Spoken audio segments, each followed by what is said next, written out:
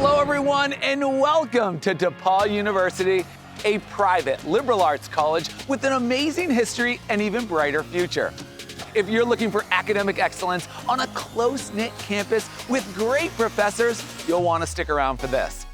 Located here in Greencastle, Indiana, DePauw is at the crossroads of the Midwest, right in the middle of Indianapolis, Chicago, and St. Louis.